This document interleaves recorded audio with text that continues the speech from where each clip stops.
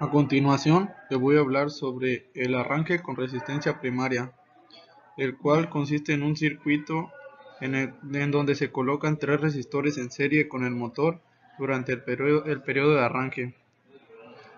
Aquí les puedo mostrar donde tenemos los tres resistores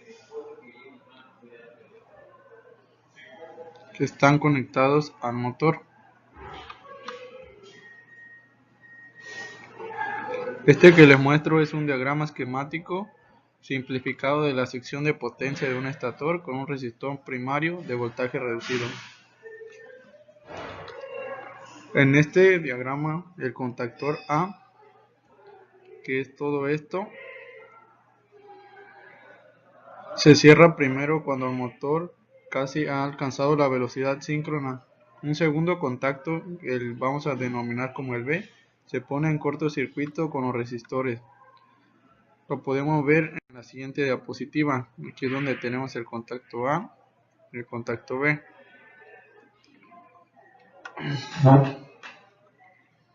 Este método produce un arranque muy suave, pues no hay ningún choque mecánico.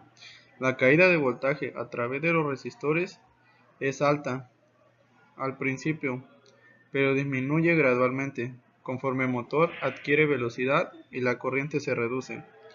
Por consiguiente, el voltaje a través de los terminales del motor se incrementa con la velocidad, así que el choque eléctrico y mecánico es insignificante.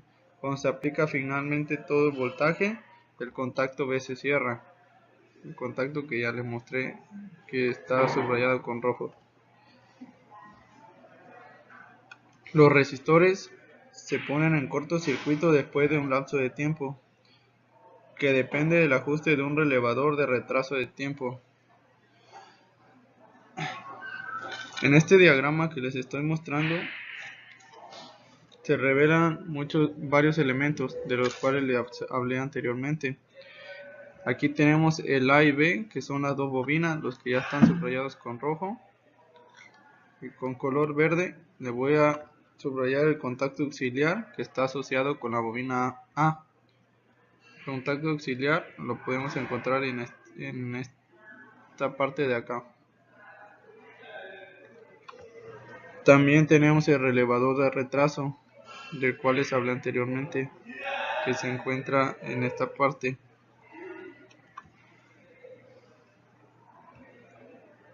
Este relevador de retraso de tiempo cierra el circuito de la bobina B después de un intervalo de tiempo preestablecido. En cuanto se oprime el botón de arranque, se excitan las bobinas reveladoras, las que tenemos con A y con RT. Esto hace que los contactos A y AX se cierren de inmediato. Sin embargo, el contacto de relevador de retraso se cierra solo después de un cierto tiempo y por lo tanto la bobina relevadora del contacto B es excitada unos segundos después. Si los contactores magnéticos son particularmente grandes, las corrientes de excitación de entrada podrían dañar los contactos del botón de arranque si están conectados como en estas diapositivas. En esos casos es mejor agregar un relevador auxiliar que tenga contactos más robustos. Por lo tanto, en la siguiente diapositiva nos podemos ver mejor. Aquí tenemos nuestro relevador auxiliar, que es este que está acá arriba, que está conectado en paralelo con el relevador de retraso. El propósito del relevador auxiliar es transportar las corrientes de excitación de las bobinas relevadoras A y B, las bobinas que le había mencionado anteriormente, que son las que se encuentran en esta parte de abajo. Aquí pueden observar que los contactos del botón de arranque transportan solo la corriente de excitación de las bobinas relevadoras de RA y RT, que es la relevadora auxiliar y relevador de retraso.